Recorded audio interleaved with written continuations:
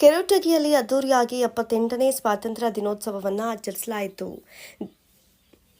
ತ್ಯಾಗ, ಬಲಿದಾನ, ಶಾಂತಿ, ಅಹಿಂಸೆ ಮಂತ್ರಗಳ ಮೂಲಕ ನಮ್ಮ ದೇಶ ಬ್ರಿಟಿಷರ ಕಪಿಮುಷ್ಟಿಯಿಂದ ಸ್ವತಂತ್ರಗೊಂಡು ಪಂಜರದ ಪಕ್ಷಿಯಾಗಿ ರೆಕ್ಕೆ ಬಿಚ್ಚಿ ಆಕಾಶದಲ್ಲಿ ಹಾರಾಡುವಂತಾಗಿದೆ ಅಂತ ಗ್ರಾಮ ಪಂಚಾಯತ್ ಅಧ್ಯಕ್ಷರಾದಂಥ ಶ್ರೀಮತಿ ಸತ್ಯವ್ವ ಪರಶುರಾಮ ದೊಡ್ಡಮನಿ ಅವರು ಧ್ವಜಾರೋಹಣ ಮಾಡುವುದರ ಮೂಲಕ ಮಾತನಾಡಿದರು. ದೇವರಹಿಪ್ಪರಗಿ ತಾಲೂಕಿನ ಕೆರಟಗಿ ಗ್ರಾಮ ಪಂಚಾಯಿತಿಯಲ್ಲಿ 78ನೇ ಸ್ವಾತಂತ್ರ್ಯ ದಿನಾಚರಣೆಯನ್ನು ಅದ್ದೂರಿಯಾಗಿ ಆಚರಿಸಲಾಯಿತು. ಮೊದಲಿಗೆ ಗ್ರಾಮ ಪಂಚಾಯತ್ ಧ್ವಜಾರೋಹಣ ಮುಗಿಸಿಕೊಂಡು ಸ್ಥಳೀಯ ಆಯುರ್ವೇದ ಉರ್ದು ಶಾಲೆಯ